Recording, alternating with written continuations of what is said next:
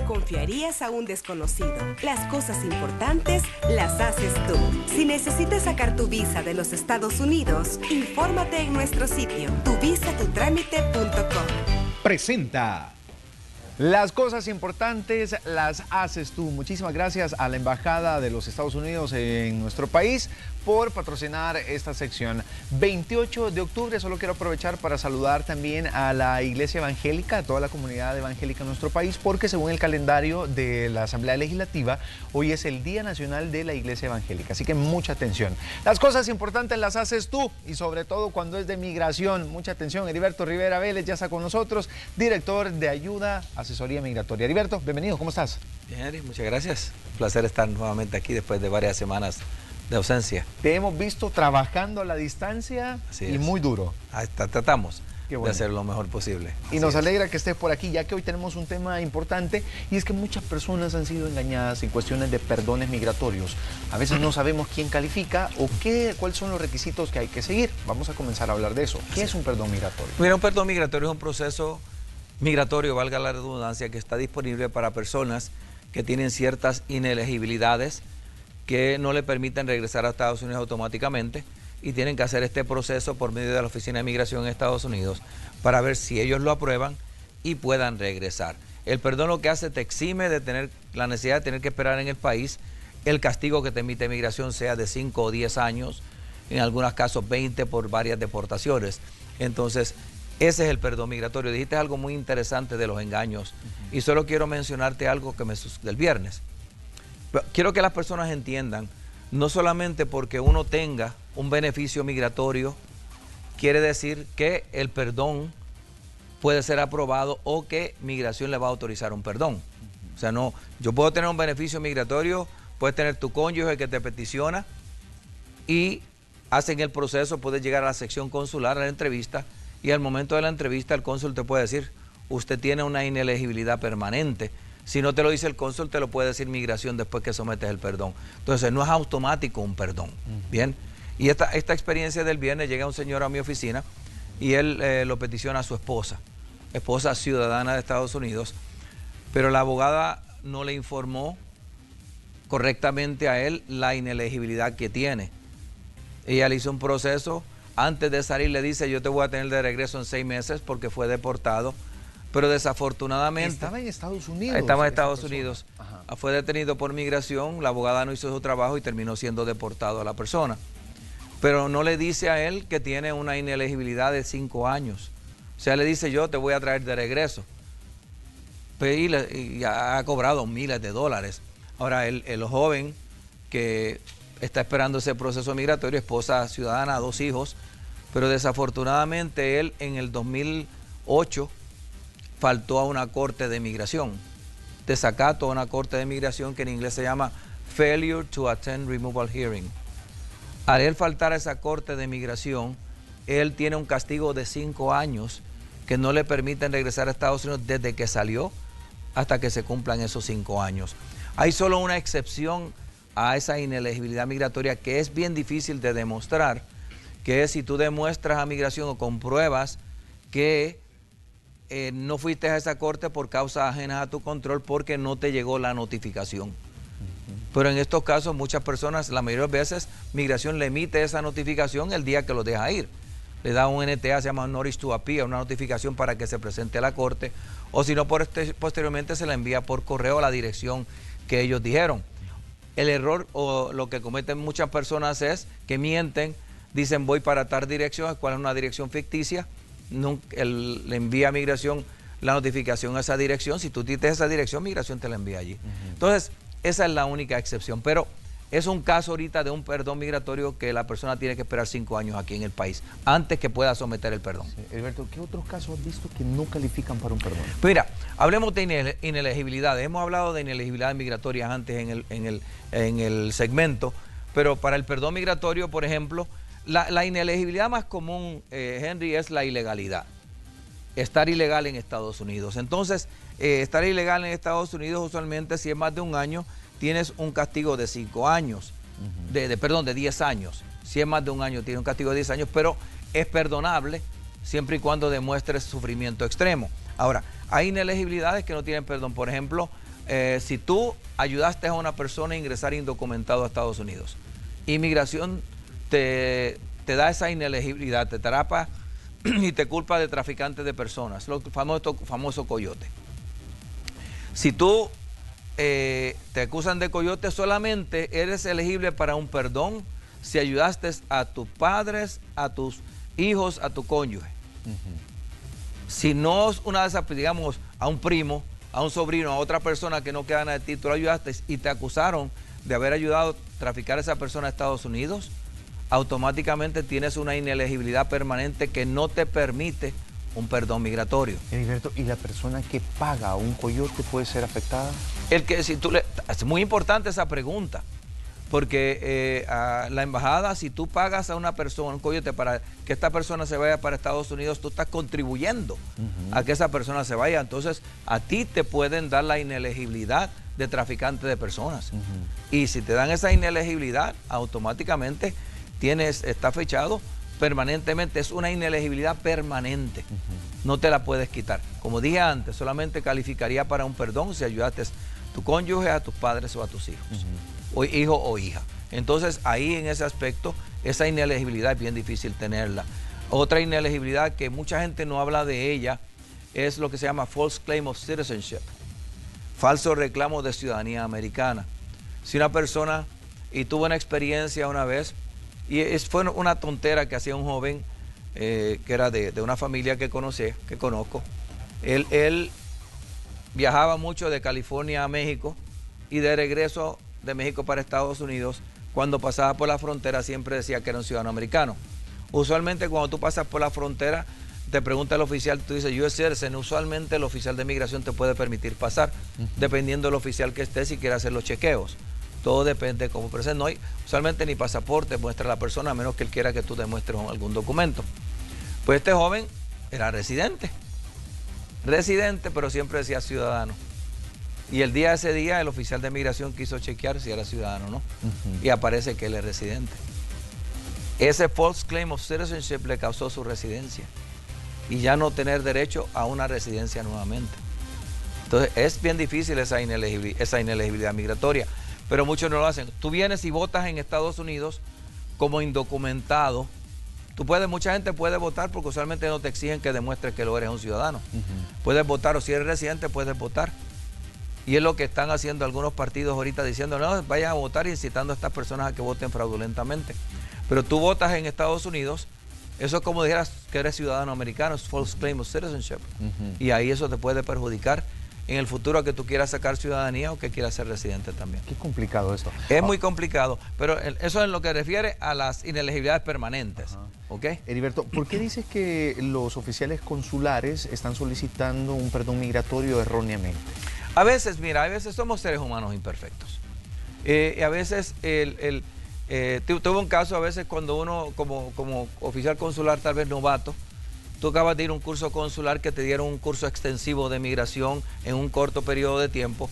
Tienes que aprender las inelegibilidades, pero he visto varios casos en el cual me le han peticionado un perdón migratorio a un hermano, y por ilegalidad. En ese aspecto ya no califica. O sea, un hermano no transmite perdón migratorio por ilegalidad. Solamente lo puede transmitir un cónyuge o un padre. Pero ha habido casos que ha fallado, o se ha fallado y se ha pedido el perdón migratorio. Eso se puede solucionar sin problema. Yo lo he visto en mi oficina y le digo a la persona, mira, desafortunadamente esto es erróneo lo que te han solicitado. Entonces nos comunicamos con la sección consular y le decimos, mire, aquí se ha cometido un error. Porque esta persona no califica para perdón. Y ahí se puede solucionar el problema. El lío es que esta persona a veces se puede presentar a otra oficina migratoria que diga, no, tal vez te lo dan y le someten el perdón migratorio cuando sí la persona no califica. Pero yo en mi caso estoy pendiente, siempre que piden un perdón migratorio, estamos pendientes que la persona califique para ese perdón. Porque hay veces que las personas descalifican por un perdón. Y es importante que uno como asesor migratorio, no solamente porque me lo pidieron en la sección consular, quiere decir que califica a la persona. Entonces vamos y chequeamos el sistema, vemos a ver si la sección de la ley que le están aplicando a la persona, la chequeamos y automáticamente verificamos el proceso para ver si califica en ese proceso migratorio. ¿Cuál es la diferencia entre un perdón para visa de inmigrante y para uno de visa de no inmigrante? Mira, bastante. Porque usualmente el perdón para visa de inmigrante, que es para visa de residente, casi el 100% te permiten someterlo. El perdón, aunque no hay garantías que te lo van a aprobar. Bien. Ahí el cónsul, cuando entrevista a la persona, le da una hoja amarilla, dice tú descalificas por esta inelegibilidad, le marca y dice tienes que someter un perdón y le da las instrucciones cómo someter ese perdón migratorio. Bien. Y migración, después que tú sometes ese paquete de perdón, es el que va a decidir si calificas o no, basado en la información, en lo que se llama sufrimiento extremo, en la evidencia que tú sometes para demostrar que esta separación, ese sufrimiento es más allá de lo normal. Bien, pero un perdón para una visa de no inmigrante, una visa de turista o cualquier otra, el cónsul es el que tiene todo el derecho. El Congreso le ha dado al oficial consular amplia discreción para recomendar lo que se llama la sección de ley 212D3, 212D3, que es la sección de ley que permite los perdones para una visa de no inmigrante. Si el oficial consular descalifica a esta persona, la descalifica porque para visa, ya no califica para el perdón. Yo he visto que han autorizado perdones para visa de turista, lo han autorizado, pero es la excepción y no la regla. Usualmente el perdón para visa de no inmigrante son mínimos, pero sí existen, pero va a depender ahí del oficial consular que entrevista, porque él tiene todo el poder para decidir, te permito someter el perdón o te descalifico para la visa y no puedes someter el perdón. Heriberto, hablemos de algunas acciones que lamentablemente hacemos como salvadoreños. Manejar en estado de ebriedad. Si te agarran manejando así en Estados Unidos y te deportan, número 1, te pueden cancelar la visa y número 2, ¿necesitas un perdón migratorio para eso? Mira, el perdón migratorio, cuando lo que se refiere al perdón migratorio por criminalidad, porque es un delito manejar bajo la influencia del alcohol. Si tú tienes, Estados Unidos te divide los crímenes menores, que son misdemeanors, los crímenes graves, que son felony, y cada felony tiene su nivel. Nivel 1, 2, 3, entonces, depende del tipo de crimen que tú cometiste. Ahora, si a ti te acusan, y hay estados como California, tú estás manejando bajo la influencia del alcohol, es considerado un crimen menor, un misdemeanor. Bien. Ahora, por un solo crimen menor, si tú solamente es por eso que te acusan, un perdón no es necesario por un misdemeanor. Ahora, ¿y cuando es una vez? Una sola vez. Ahora, hay veces que la persona va manejando bajo la influencia del alcohol, pero puedes tener otros delitos. Puede ser que vayas a alta velocidad, puede ser que no tengas un seguro, puede ser que algo más haya sucedido, que dentro de esa detención puedes tener 4 delitos. Y a la hora de la corte el juez te culpe de 2 de ellos. Ya son 2 misdemeanors, 2 crímenes menores. Ahí vas a necesitar un perdón migratorio, porque son 2 delitos, no 1. Aunque fue solamente una detención, ya he visto ciertos casos similares. Entonces ahí ya vas a tener que someter un perdón. Yo especialmente cuando estaba en la embajada americana y procesaba los perdones por DUI, por manejar bajo la influencia del alcohol, eran bien difíciles de procesar. Porque, o sea, si yo permitir a una persona que regrese a Estados Unidos cuando constantemente está manejando ebrio, yo no quiero esa culpabilidad de mí tampoco. Mandarlo, mira, vete de regreso y él cometa en Estados Unidos, venga y pase lo mismo, esa fechoría y se va, o sea, va conmigo porque yo le permití que regresara. Entonces a veces en esos tipos de perdones los oficiales de inmigración son bien cautelosos en aprobarlos a menos que la persona demuestre que está rehabilitado también. Entonces hay que tener mucho, cuando uno aprueba un perdón como oficial de inmigración, tiene que tener mucho cuidado en el tipo de persona a quien le está aprobando el perdón. Como te dije, el perdón por ilegalidad, el perdón por deportación, usualmente no tiene ningún problema si demuestras ese sufrimiento extremo.